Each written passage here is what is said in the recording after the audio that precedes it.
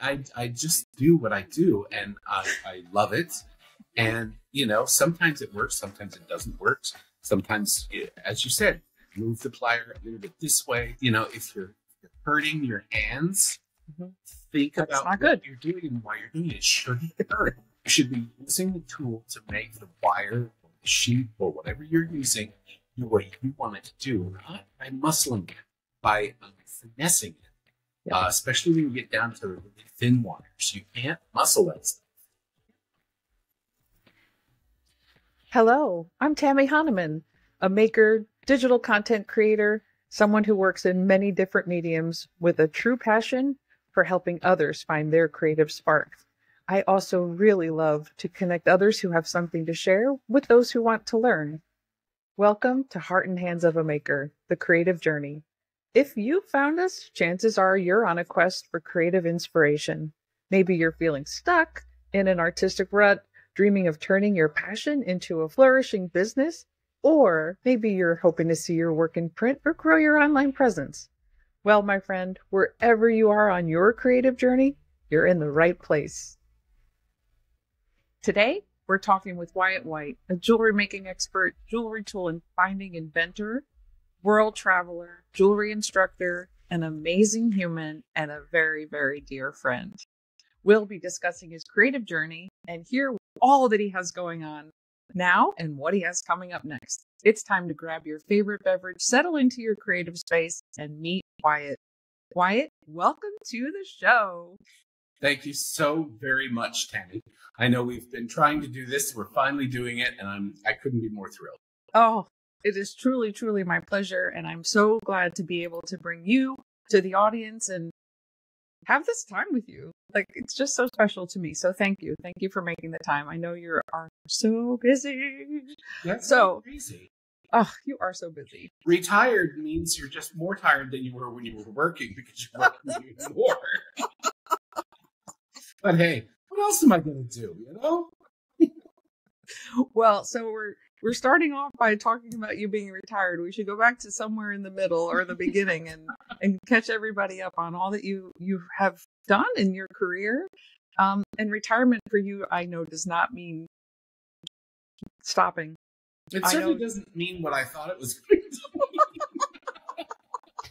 Because I was thinking, instead of this, I could see ocean. That's what I was hoping for.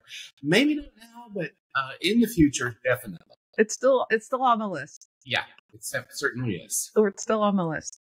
All right. So I know a lot about your history. I am looking forward to finding those nuggets of things that I don't even know about you, given we've known each other a very long time. So please take us from the top of wherever it is you want to start and shed some light on all that you've experienced in your career. Okay, well, my jewelry career started way back in 1982. Yeah, 42 years ago. Well, yeah, just breathe that in. Try not to gag. Yeah, back when the dinosaurs still roamed the earth. Yeah, I was working at a lumber yard of all places. I had dropped out of college. I had 136 hours of all kinds of things, but mostly computer stuff. And back then, you're talking Apple IIc, that kind of stuff. It wasn't, it wasn't what it is today, but it certainly was something.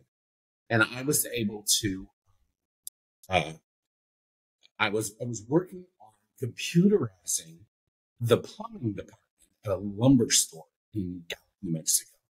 Imagine that. I don't know that I know that. Yeah, I knew that. It's going back a lot farther than what you knew. A little more in depth. I knew you were at the lumberyard. I knew you had gone to college. I did not know you were working on computers, and I have to laugh because I know computers challenge us. And you're so polite with everything you say and do, Seth. I tell you, I hate computers. I love lighting. I love the electric stuff to plug everything in, and we were just doing that this morning. So I have little little things that you plug in, and then you have, oh, that won't fit that, so you need an adapter. So you have a little adapter, and I love that stuff. Yeah, you love the tech. Big surprise, because that's kind of what jewelry tools is. Mm-hmm. And we have so much now that we didn't have back then. And it's the same with the jewelry tools, which is kind of fun. But anyway, back to the story. That summer, it was tragic, because I had dropped out of school. I had moved back to Gallup from Albuquerque, and I was just, kind of dejected. But the lumberyard that I had worked for during the summer, the summer before I went off to college, 2.5 years earlier, I went back to work there, and they said, hey, well, you kind of know something about computers. Would you be willing to take this on? And I thought, oh, yeah, sure, no problem. Oh, my gosh, what a mess a plumbing department can be when it's run by an elderly gentleman who had been there for probably since the lumberyard opened. Wow. Lovely, lovely man. I can't remember his first name. His name was Prudy. Oh. And later on, I became friends with two of his sons. And one of his sons actually still works there. So the lumberyard is still there, but the lumberyard is still there. And I was one of the last people that they had hired. Things got not so good at the lumberyard. And so I was the first one to get a pink slip. And I got it. And, it was tragic. yes. Yes. Because, I'm 22 years old. Thought I knew just about everything known to mankind. Of course. Like most 22-year-olds. And suddenly my world was swept out from under me. So my parents invited me to go to lunch. So we went to one of the local places in Gallup that serves chili and all that stuff, because New Mexico is it's wonderful for chili and food like that. So we went there, and, I was pretty depressed, and we were there, and sitting across the restaurant was some guy that my mom knew. Both my mom and my dad knew, and his name was Phil Woodard. He owned Indian Jeweler Supply. His father was first generation to actually start selling silver to the Indian, the Native American. Before they were able to legally sell to them, they could only give them the silver, have them work it up, and then they would pay the labor. The government would allow them to, this is just how messed up things have been a generation before him. So I said, hi, my name is Wyatt White. And he said, I know who you are. And I was like, oh, nice to meet you, Phil. I said, Gallup Lumber's laying me off. And do you have any room for me in your business? Mom said that you have a jewelry supply company. I know him from Adam. Like, oh, I could do that. Yeah. And he said, I have an opening in my findings department. And I thought, ooh, I like to find things. I don't even know what findings was. That's how green I was with jewelry. I loved jewelry, even back then. And so he said, why don't you come by this afternoon? So he said, because I'd like to show you and talk to you, and and so I was just like, I was on top of the world. Dad up in heaven, of course, and Mom's still here. Yeah. They pretty much saved it. Oh. So I said, let's take it off. And so I went down to Jeweler's Supply in Gallup, New Mexico, and talked with Phil Woodard. He took me upstairs, and there was this lovely older lady up there. Her name was Betty Partington. And she was the version of me that I was to become. Oh. She was just as lovely as could be. She smoked cigarettes. And at the time, I did too. And so there was two of us in this fairly small office. Oh my gosh. Because back then you could still smoke inside the building in an office. Because Phil was a smoker, most of the shit. So anyway, I found out what phonies was. He hired me. And, my jewelry world thing began. Wow. And so there was a lot of learning on the job there. Yeah. Yeah. So I learned pretty much everything from Phil and the rest of the employees there. I know how to cut silver. I know how to, reel it out. I basically went to all of the departments so that I could learn everything. And he was very happy that I was interested in doing that. And I just became completely enamored with jewelry making stuff. Not that, I could really afford it at that time because, it was all silver. Silver was much lower than it is today per ounce. So things were very, very different. And I started learning about the tools and soldering and all that stuff. My dad was a welder by trade before he became, a professional cowboy. Not professional in that, but, just maintaining the family ranch. So I really wasn't so into the tools at that time. I was more interested in, all the little findings because there were ear posts and there were ear nuts. And there was, clasp and toggle clasp and all this stuff that the Native Americans used in their traditional jewelry. So did he only sell to the Indian reservations? No. Okay. We're open to everybody. But it was, that was the kind of jewelry because there were big companies owned by both Native Americans and non-Native Americans that were there, and they needed a place for their to be able to buy the materials that they needed for their production. And so it was big business back then. I mean, we sold tons of stuff, hundreds of thousands of ear posts. I'll never forget the ear post that sold the most was a 3/8 inch length by 0.27. And we sold so many of those sterling silver. Wow. And they would solder it onto something and it became the earring. Wow. And the Native American population in that area, or was it surrounding areas, or that it's surrounding area? Because within reasonable driving distance from Gallup, you've got the Zuni reservation, you've got the Navajo reservation. Hopis are not too much farther away, so there's lots of different varieties of the Native Americans that did different types of jewelry. Plus, you have all the Indian traders that were there that then bought the products from all of these, home workers, so to speak. And it got to a point where a lot of them that did really, really wonderful work, they would be contracted. And so they would come into the trader, get all the materials, the finest turquoise, the finest, everything. They would work it up, and then the traders would pay them for it. Or they would finance it themselves and buy their own stuff, put it together, and do it that way. Wow. And, to this day, that's still going on in Gallup. It's like really people that are younger than me own some of the biggest businesses there now. So it's really cool. That is very cool. Yeah.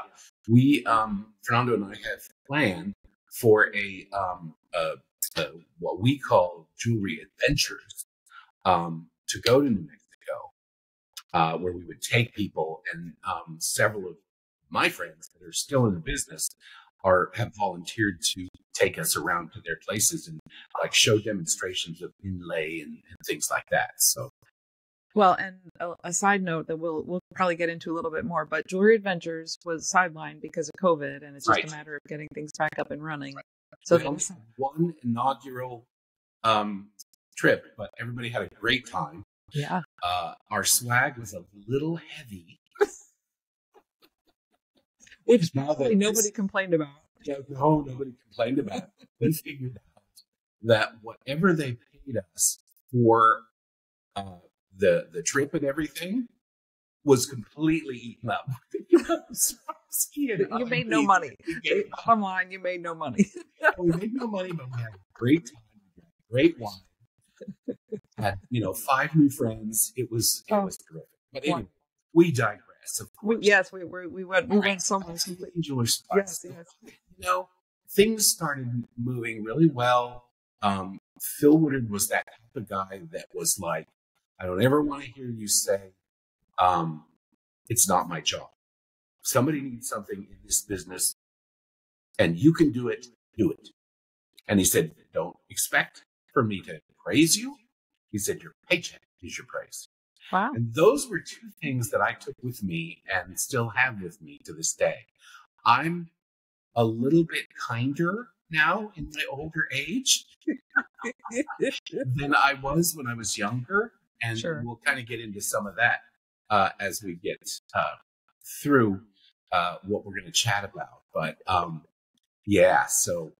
Wow. Well, but you know what? I think that's really important advice. And it's something that I think is somewhat gone sideways in time. That I think it's really important for people to realize, like you're actually getting paid for your job. So you actually need to do the job. Right. And then when you go above and beyond, you're appreciated beyond your regular job. Like, I mean, or not necessarily. or maybe not. Phil, he was pretty much straight line. Yeah. And he was fair about everything.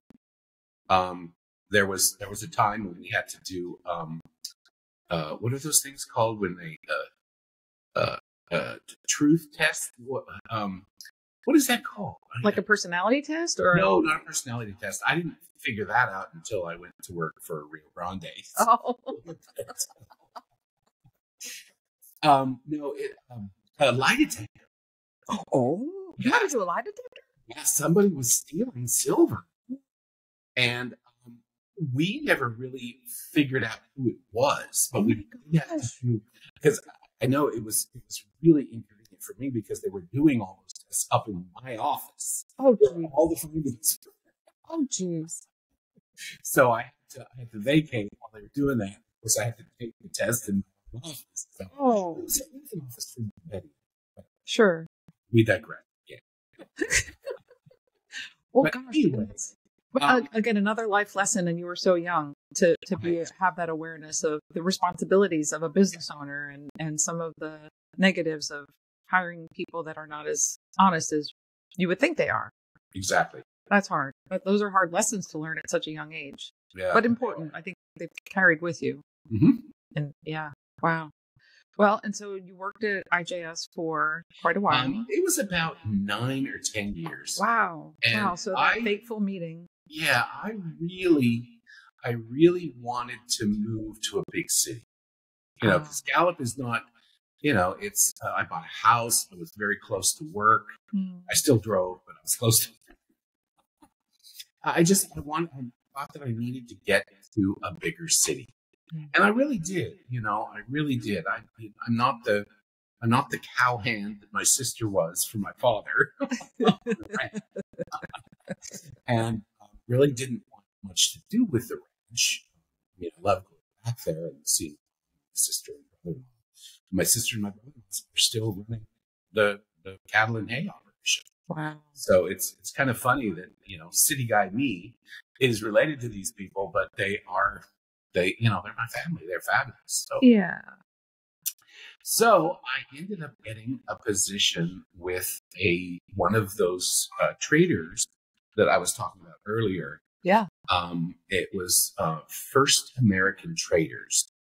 So basically Native American. And I learned, before I moved, I was working for them at their place in Gallup, learning about, more about kachinas and rugs and pottery and all this stuff, because they wanted to open a place in Albuquerque.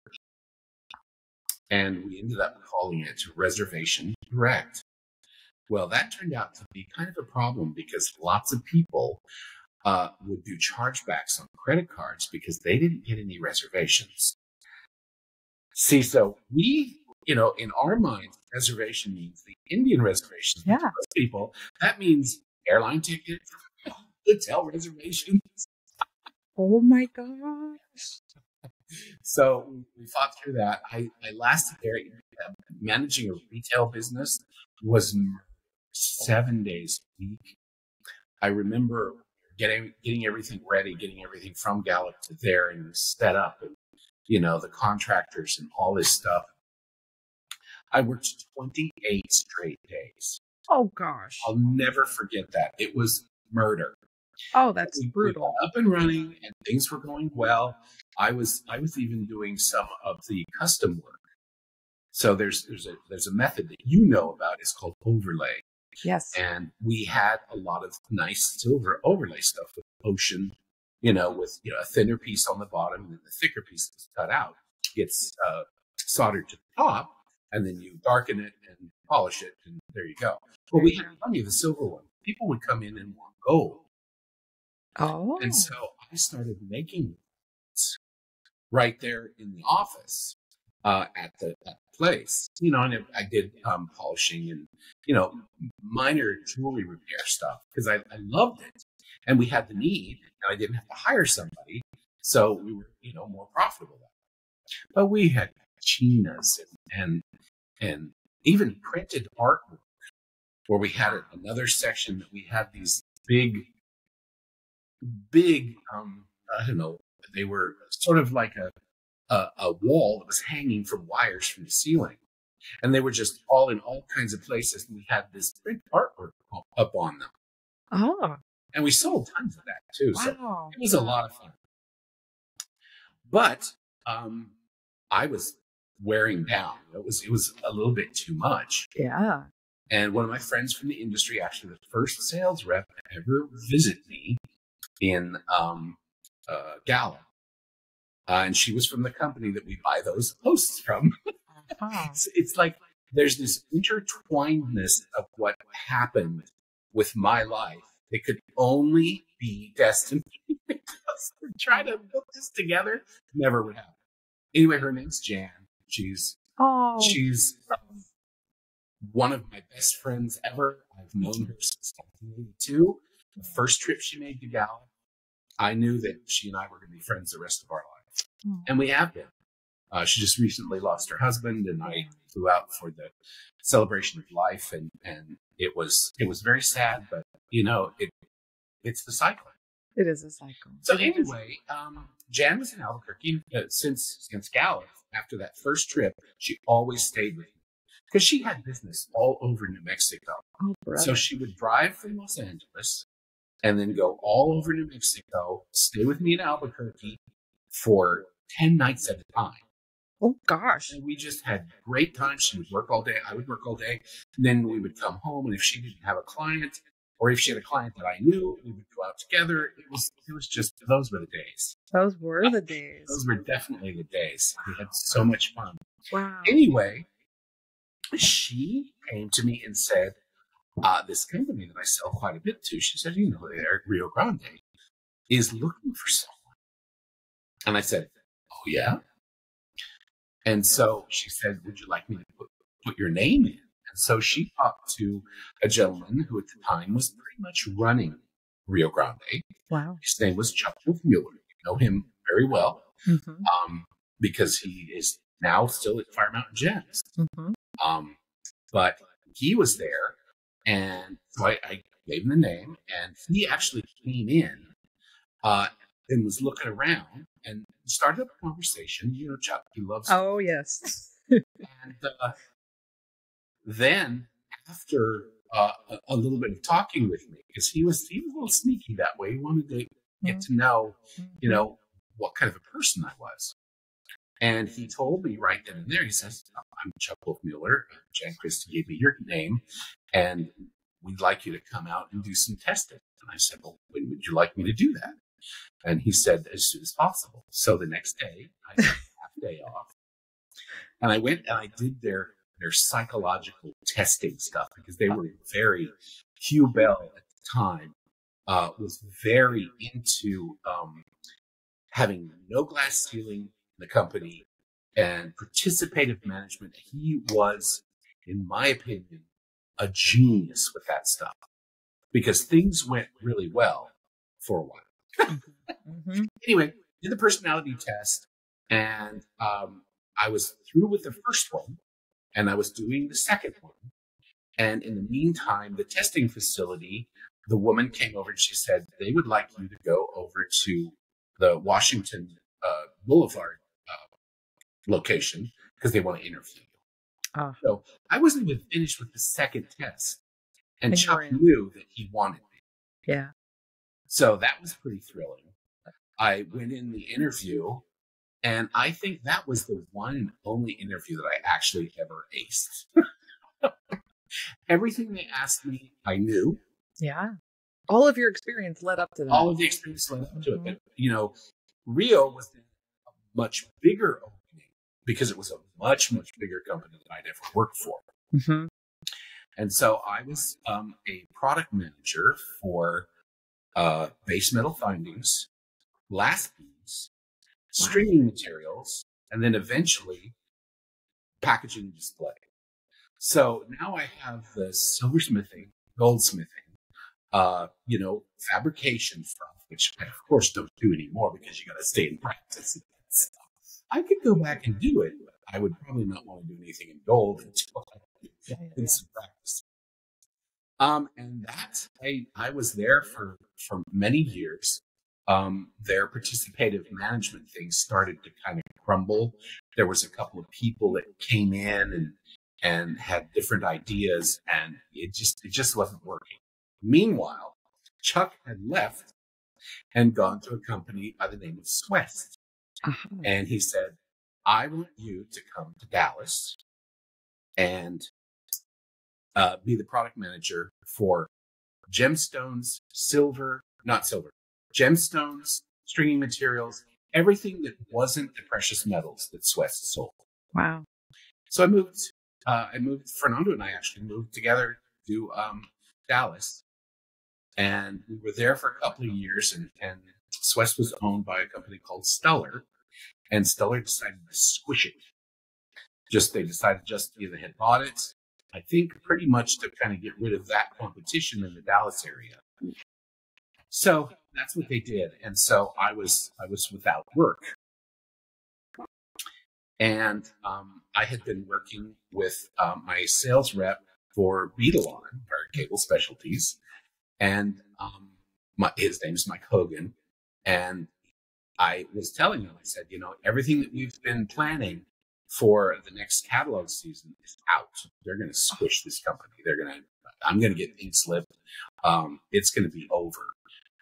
So that's what happened. So it was time for something new. And Mike Hogan said, don't do anything. I need to talk to my boss, Mike Shields. And don't do anything until you get the phone call from Mike Shields. Well, Mike Hogan told Mike Shields. I had met him, but sure. I didn't know him that well. And so they flew me out, and I interviewed with them, and we went out to dinner, and we talked. And I came home, and Mike called me, says, so what do you think? And I said, yeah, I think I would like to do it.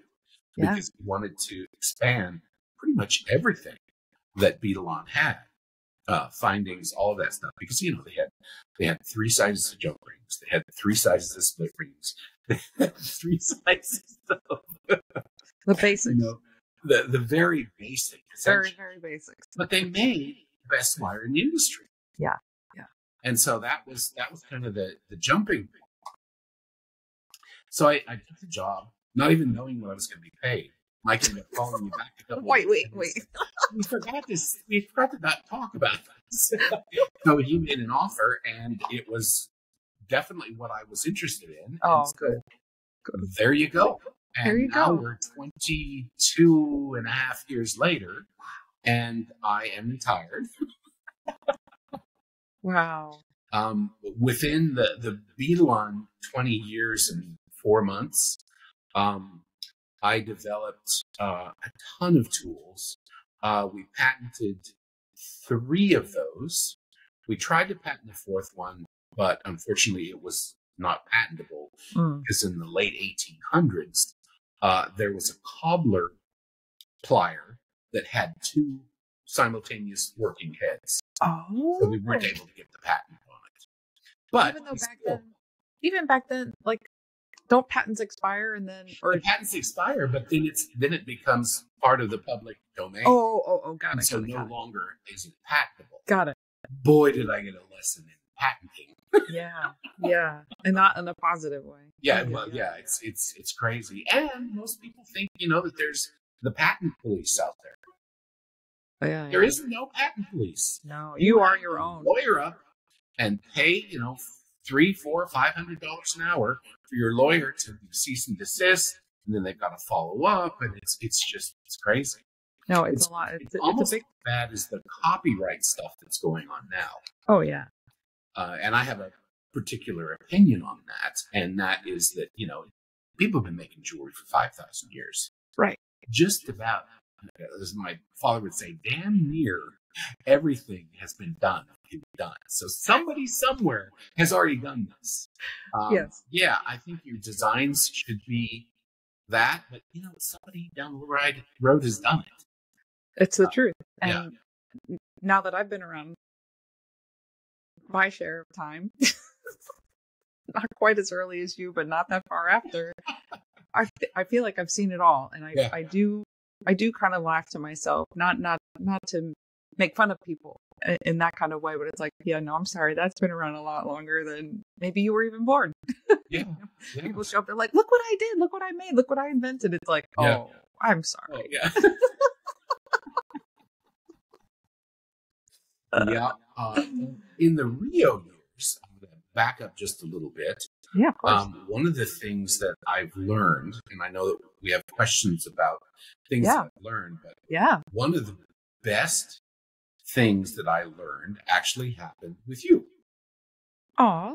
And that was in the days when I worked at Rio Grande. And I thought that I was just like the biggest, smartest, most rounded, big person that there was. And you were. You are. Right. But I acted it. And I didn't realize until later when you so graciously came to me and reminded me about this, which I didn't remember, which is even worse. It's even worse, that it was like, don't you know who I am or something. Humility.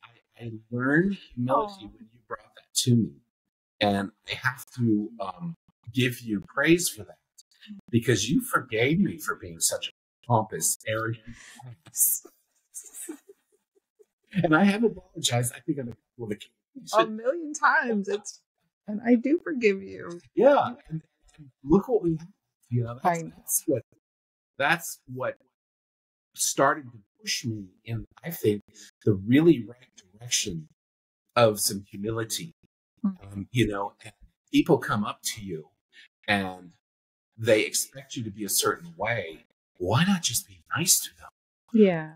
There's so many nice people in this jewelry industry, and I love my people that are out there. And I do call them my people because, of course, a lot of times, with a change, I'm not doing trade shows anymore, but I'm out there with the videos, hundreds of people on videos. Yes. And now with JTV and JTV Extra, which I have my own show, by the way, on Fridays. Yes. And just so many more people know about me. And what I miss most about trade shows is not being able to have that one-on-one contact. Because people will come up to you and they'll see what you're doing and they'll say, I got like just this little thing, and they bring it out, and I can help them with that. Somehow, some way, with 42 years of experience, I can sometimes see things and think about a solution right away. Of course. And you help them see it differently. Yeah, and that's a gift that I have, and I love sharing that. And that's some of what I'm doing now gives me that. Only I don't get to be face to face with them, but one person may ask a question that helps 30 people, right? Or even just one. I'm happy. Sometimes people come up to me, either on camera or elsewhere, and say, one time I saw you and you did blah blah blah blah blah, and it's like it makes this entire 42 years is so worth it to know that I was able to become much more humble so that I could allow people to, do that and then come back and tell me, hey, I was going through a bad time and I saw you and you were making something and I ended up making it. And one lady said, I think you saved my life. Oh. How does it get any better than that? No, and it like you said, it justifies the experience, it justifies all the hard times, and it makes it worth everything you've ever done. Even if you'd never help another person at that level, right? It's all worth it, and it all comes together, and it all absolutely, yep, without a doubt. And that is who you are at your core. You are giving, you are kind, you are generous, thoughtful, and you're talented. And I mean, I'm very lucky. Lucky with friendships, lucky with work, lucky with a lot of stuff. Lucky with. Well, some people will say you make your own luck, but I just think, what do they say? Like attracts like. I think it would be fair to say Fernando and you together as a duo also complement each other in a way in business and personally, where you complement each other to the level of bringing out the best in each other and helping or redirect each other or the worst, but at the right time. Yes. So, go into that a little bit more about what you are doing, because you are still reaching the people. And I think I find, even though we're 4 years post the COVID, I feel it's still a thread that comes up in every episode, where how that impacted change and how people have adapted. I think that it exponentially increased people's ability to access information electronically. It forced people like you and me to do more digitally than we were originally, because we were so used to shows. I mean, that was a part of our calendar. Every year, we just knew exactly where we would be based on 7 shows. Then there were 5 shows. Then there were 4 shows. Yeah. And then COVID happened. And nothing. They barely survived most of the shows. Right. And then even, we've done TV, we've done all of that basically changed, and the evolution of just everything. Everything changed, and not all COVID related. I think the nature of media has also changed, which also, it forces you to be nimble or just step aside so we can keep moving, because we have a mission. You have a mission. You and Fernando have such a passion for serving your community and knowing your community and reaching them and empowering them to succeed in whatever it is they're trying to accomplish. So you push yourselves to do that, whatever that means. Like you said, I need this dongle, I need this attachment, I need this, because and your frustration comes from not then being able to accomplish your goal of helping other people. It's never, like that. Your frustration is in your limitations, not because anybody's creating stuff. I so admire that in you. Oh, thank you. Thank you. Well, what's happening nowadays is, when I started doing the show for JTV Extra, it's called Create It with Wyatt, and we do something different literally every week. And I've been doing it over a year now. That's probably, I think we're on like 67 episodes of that. It only stays on for about 30 days, and you can shop it for 7 days.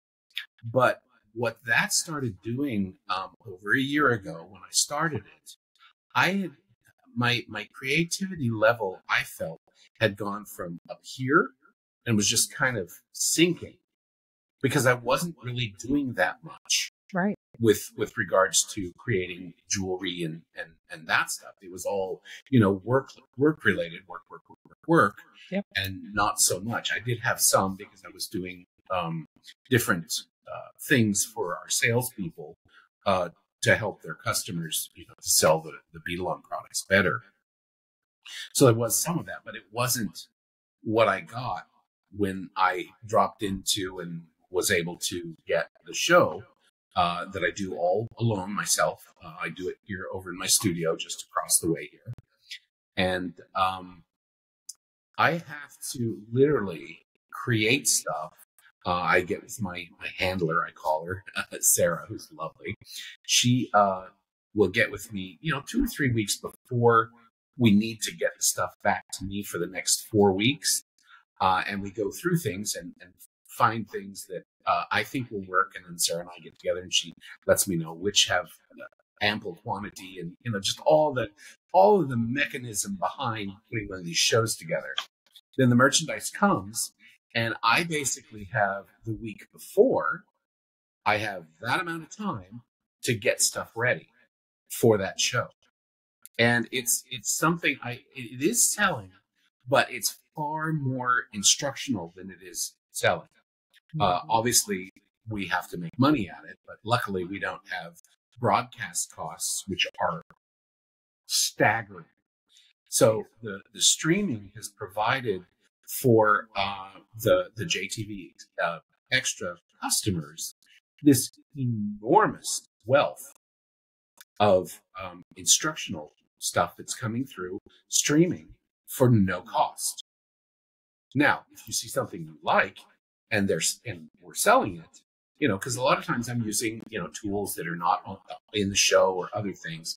And a lot of my ladies now, they will have things because I'm not picking just the brand new things. Sure. Because they're getting, they get to go on direct broadcast for that.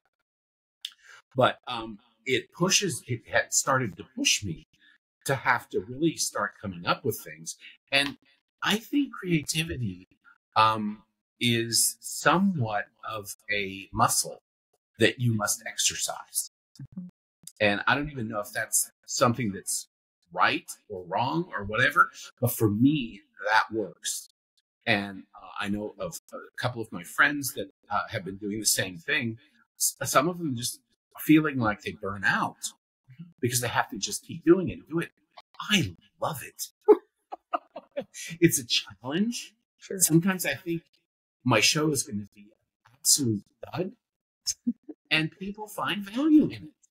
It's just the most wonderful thing because and I think people like that whenever I try to repeat something, sometimes it doesn't work, and they like that I'm human because I am. Yep. I'm authentic. The Wyatt that met Tammy at Fort Washington, Pennsylvania. I'm somebody who makes mistakes, but you learn from those mistakes, especially with creating. Well, so you're authentic. Other than that weekly thing that I do on Friday mornings, 9 a.m. Eastern time, streaming, fun. There's no cost unless you find stuff that you would like to purchase in there. Yeah. And then that's, of course, always helpful because I want to stay doing this for as long as they'll keep me. Yeah. And as long as there's money coming in, they're going to keep me. So yeah, great. And then Fernando and I are now doing lives on Tuesday evening and Thursday evening at 6 p.m. Eastern time. Pretty much every week. Once in a while, we'll take a week off or take one of the 2 days off. And what we're doing is, because at some point we're going to move from our house, which is far too large for 2 people, and we need to destash. Lots of people do destashes and stuff, and we were talking about it, and Fernando said, "What about saying destache?" And so, of course, that clicked because that's Fernando. We're going to destache, because we have a lifetime of products. And once I started learning how to make jewelry way back in the 80s, I started buying stuff. Sure. You think of something that you're going to do and you're working for a silver company, you buy all this silver stuff. Yeah. Most of that stuff's gone. But then we have, then I went into Swiss, where they had fabulous things. The Rio was just like a whole new world. Yeah. Because of the gemstone beads and, cabochons and way back at Indian Jeweler Supply, I ordered the first tricord knotters, taught myself how to use it. And I've been using the knotters forever. Yeah. After the company that owned it lost their patent because they didn't pay for the maintenance fee on the patent. We waited a year afterwards, and then we put an audit together, and were able to get it at a lower price. And then, of course, with Beetalon, we did a signature series, a couple of signature series, actually. I think there's 3 or 4 of the Nodder tools in that series, because I, pretty much not everything. Yeah, I love it. Not everything. Well, and if I can interject this, I think it's a valuable piece of information. As a side business, back in the day when you and Fernando were both working, you were also doing knotting as a way to earn extra income. Yeah. Well, I could knot pearls on a TV stand in front of me and watch television at the same time. Yeah. Because I became so fast that it took 10 times longer to just string the pearls onto the silk to get ready for the knotting. And then when Fernando moved in, he would get things ready for me, and then I would show him and do that. We don't do that anymore, but if I could find, from what I understand, that retail jewelry stores are charging a lot of money these days to restring pearls and to retie them.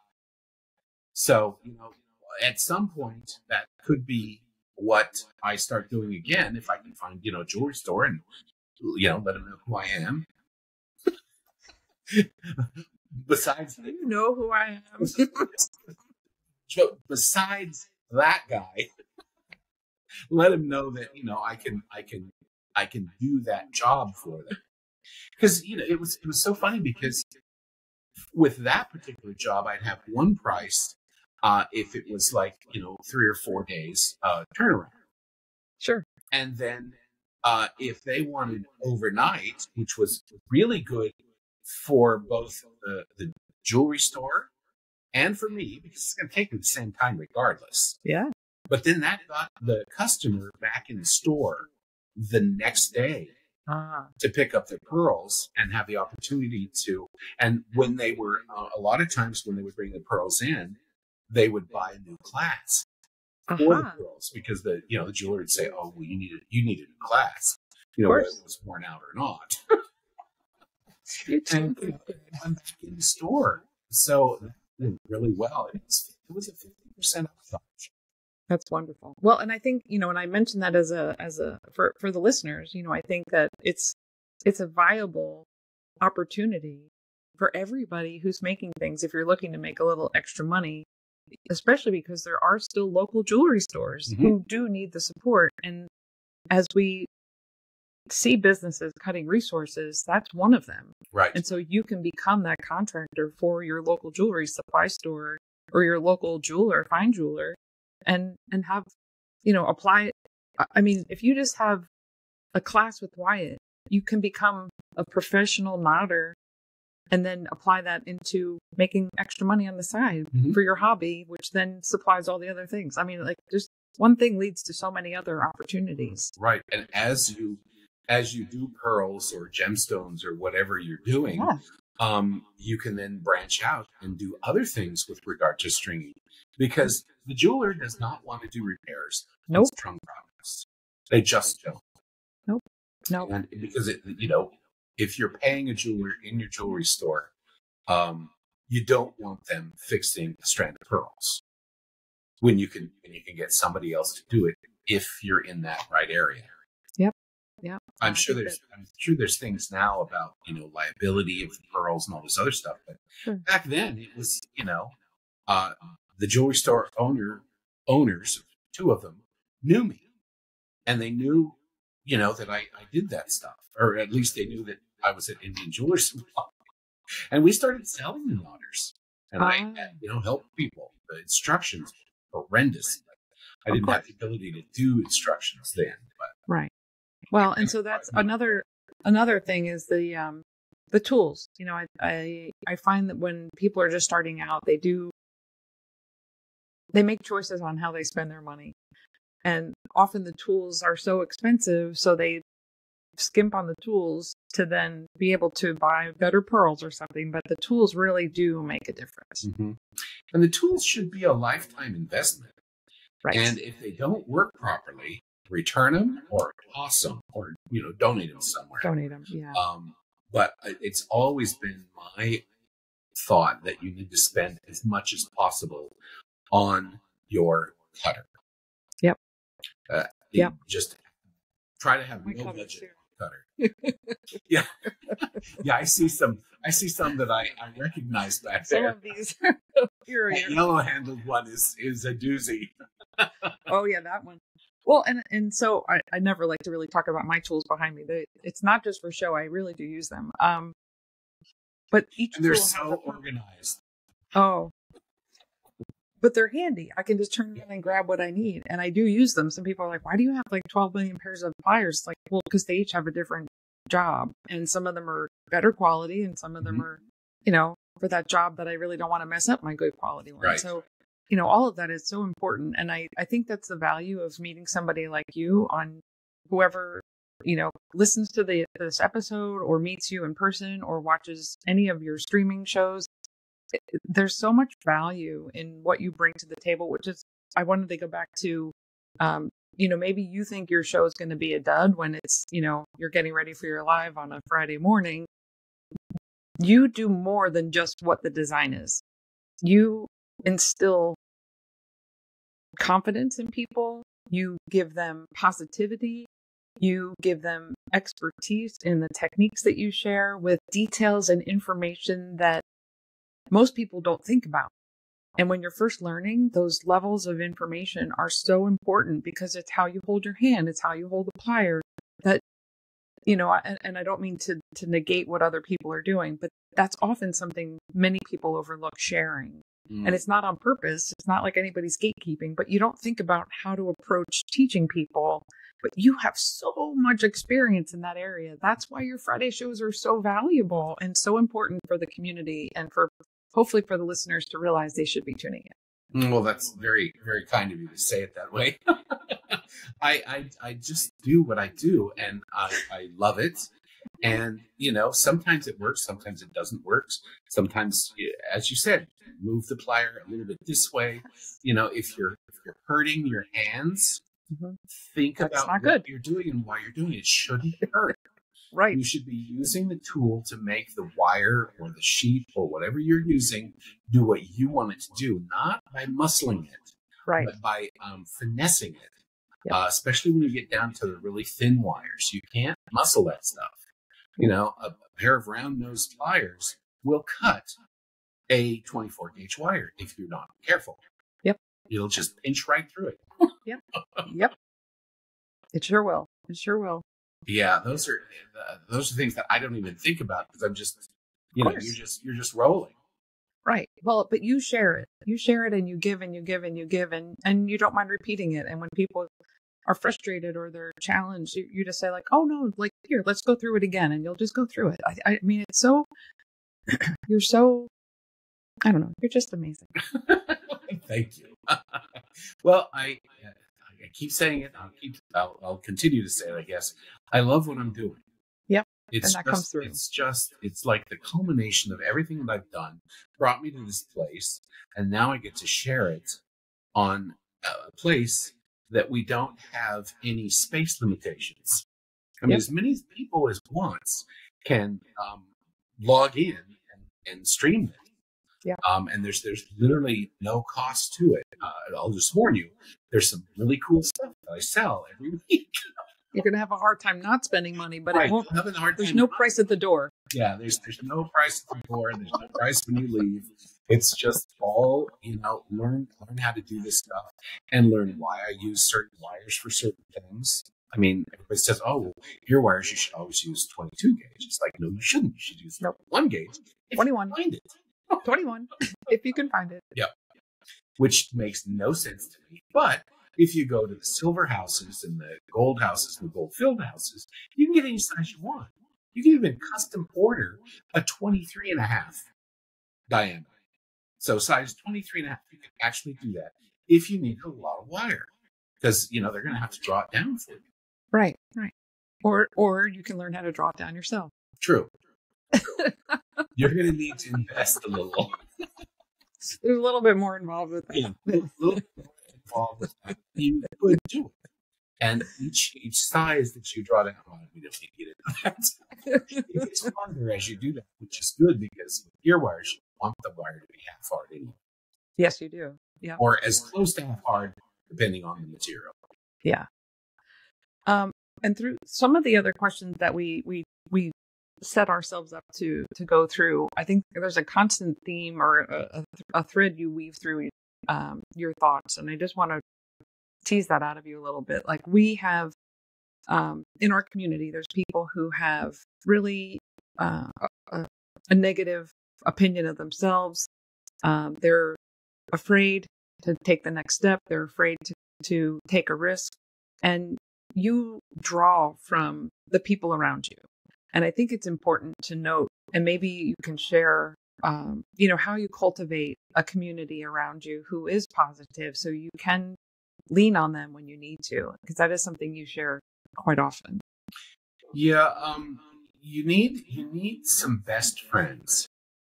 You really do. And I have been so fortunate with my small group of best friends that is always seems to be increasing a little bit, and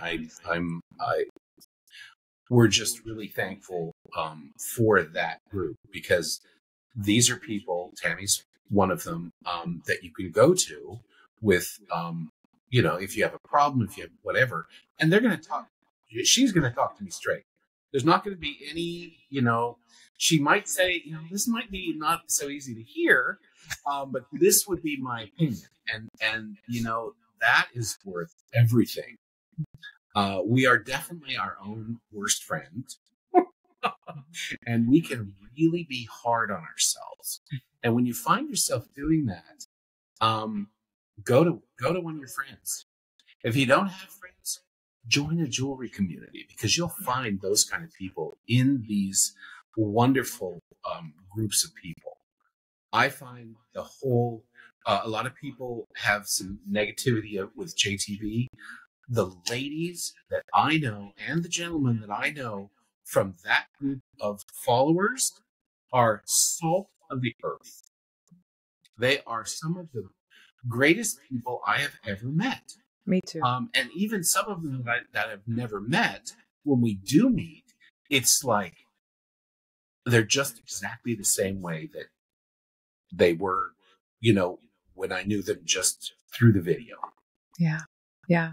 And I think it's important for people to believe in themselves just enough to put themselves out there. Mm-hmm. And, one thing that I think it's my own interpretation of what my fears equal. And it's like, I'm going to fall flat on my face is the words that I've always used. And then I as I've gotten older, I realized like, oh, well, okay. So I fall flat on my face. What happens? Then you just stand up and you try again. And see if anybody saw you. Well, and I'm somebody who wishes it was on camera so I could watch it again and watch myself fall. Because I think when you fall, it has to look funny. There has to be some humor in there. Right.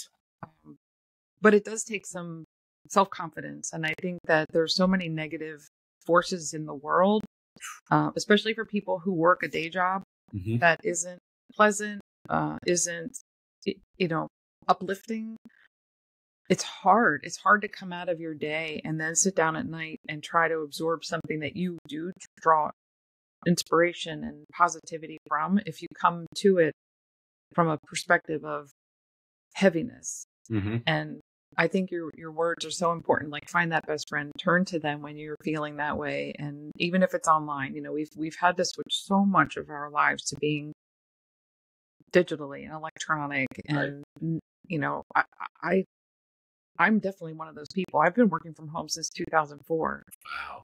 And I work at the back of my house. I don't even really see my neighbors unless I'm bringing in the trash can and somebody's walking their dog. Like, well, isn't that the way neighborhoods are? I guess. We know the people across the street. We wave, but that's it. That's it. And only because their front door is like right on par with our front door. Yeah, so it's hard. And I think the one thing that I will say is also, like, Wyatt is somebody who you could say, like, Wyatt, I'm really struggling with X. And he'll say, like, oh, go talk to blah, blah, blah, this person or that person, or join this community. Like, you're also able to help share resources with people to get them out of the funk or out of their own way, because we are our own worst best friend. I love that. Yeah, it's, and I don't know that family is always the best place to go. Well, it depends on who in the family. It could be a cousin, Right. It doesn't have to be so close. I mean, my You're sister and I were like this for the early part of our life, but I don't know what I'd do without her now. Yeah. She has her life. I have my life, and yet we're sister and brother. And if you saw us, her mustache isn't nearly as white as mine, but she does. She hates when I say that. I'm like, I'm sorry. But yeah. And I talk to my mom all the time. Yeah. And she loves when I send her pictures of the stuff that I make. I don't send them enough. But she loves seeing what I'm doing. I have a whole set of tools at her house in New Mexico, so that I can do my thing there when I'm there over the holidays and stuff. And she's definitely somebody that I can confide in and, tell her my fears and stuff. And she sets me straight. Yeah. Good. Well, you need that. That's what you know. Yeah, you need that. Well, that's good. Thank you for kind of going down that path. I know it's a little bit sideways, but I just think that there's so much about our community that is positive, and unfortunately the negative tends to be what gets the light shed on it more than the positive, but it's there. There's people in your corner. There's everybody around you can help lift you up and help you over those tough times. Right. And, for me, if I'm really upset over something or it's not working or whatever, I switch and do something else. Make a piece of jewelry that you know how to make. If it's a jewelry thing, make something else for a little while. Go back. Yes. Yeah. Like knitting. Well, I've heard that about knitting. I didn't know if it was the same thing because I don't knit because there's just something about that I'll knot pearls all day long. I used to knot pearls while driving home for Christmas. Oh my gosh. While I was driving in the car. Well, Celie would weave chainmail. So now I have two people in my life who did a lot when they were driving that they shouldn't have been doing. Absolutely not. Should not ever do knotting in the car. But sometimes getting from Albuquerque to Gallup, I had stuff that I needed to get finished. So yeah. Well, and the roads are different. Like I grew up in the Northeast. Like if you like even just look sideways, all of a sudden something's happened in front of you. Oh God, no! In New Mexico, it's like miles of just straight. Almost as bad as like the when you see those races that they have in the Salton Desert or the Valley, where you just go for miles. Yeah. And there's nothing. I mean, there's some curves, but you can do that with your knee. Right. I'd have 6 or 7 necklaces lined up with everything ready, and I would just knot them. It's crazy. So I don't do that anymore. No, and I'm glad that you made it through alive and that you didn't hurt yourself or somebody else in the meanwhile. Yeah, especially that little sports car. Woo. Please don't knot and drive. The highways weren't as busy as they are now. No, now it's I-40. It's between Albuquerque and Gallup, and there's a lot of stuff going on there now. Yeah, no nodding and driving, please. No, those were young days. That was back before I had to step back and say, "You better take a look at what you're doing here." Oh my gosh! All right, so you're retired, but you are the opposite of retired, really. You're just doing different things full time, just on different channels. So JTV, your own Facebook group with Fernando. You're always building something new. Jewelry Adventures is still out there and looking for the next injection of time and energy. Right. Yeah. And it will be New Mexico, as I said. Awesome. We were going to just do everything overseas. But that doesn't give access to everybody. Not everybody can afford one of these overseas trips. So, and there's a little something else in the works. We announced it last night, and Love that you're already telling people. Well, we just did a save the date, and Great. just kind of told them what's going on. We're gonna have a thing with you'll be able to do a class with Sandra Lupo, one with the magnanimous Tamara Hahnemann, as well as Sandra Lupo, myself, and a cooking class with Fernando. And we're just putting things together with that, and it's going to be at a beach, Yes. A fabulous place at the beach. Yes. And there will be a landing page. Is that the proper way to say it? Yeah. Landing page for it, and so stay tuned for when that becomes completely available. Yes. I am so excited about this first effort, and I'm already thinking about, like, what do we do for the second round? Mm-hmm. Yeah. Pick a different beach. Pick a different beach. Different beach, different tools, different stuff. Techniques. Yep. Cool. All right. Well, before we close, is there anything else you want to mention?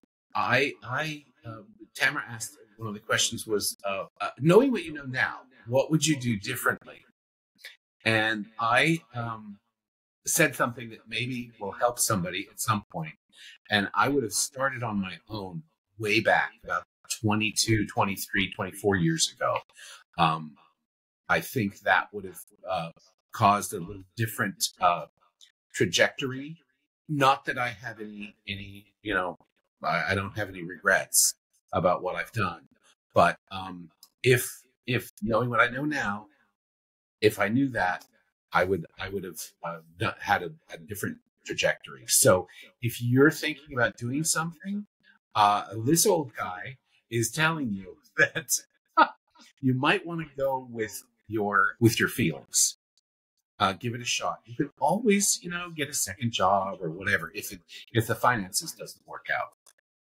And that's one of the things that you need to be real okay with, because if your finances aren't where you need them, you have to make certain that it becomes your priority, because, we got to have money to live.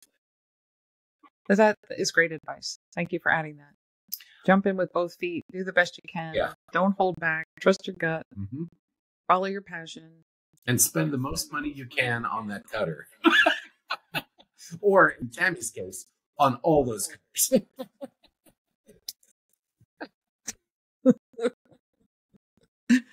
Oh, my goodness.